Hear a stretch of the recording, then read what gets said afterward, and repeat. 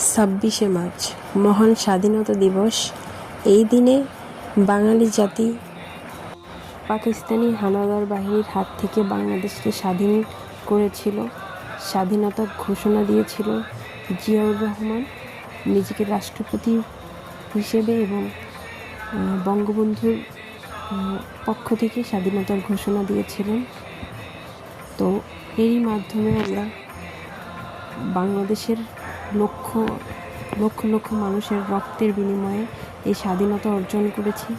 আজ এই স্বাধীনতা দিবসে আমরা সব শহীদদের প্রতি শ্রদ্ধা জানিয়ে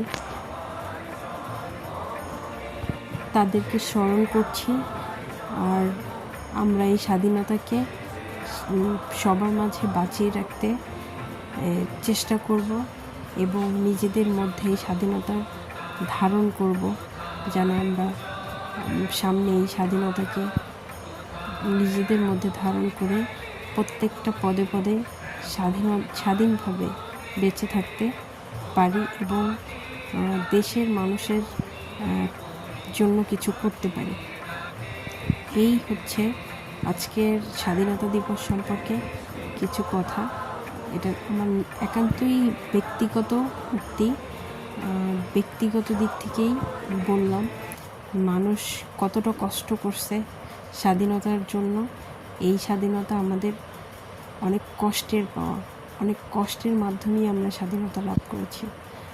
তখন আমাদের কোনো কিছুই ছিল না, আজ আমাদের সব আছে।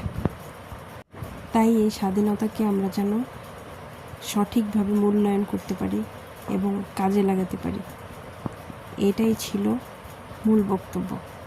তো ইনশাল্লাহ সবাই ভালো থাকবেন।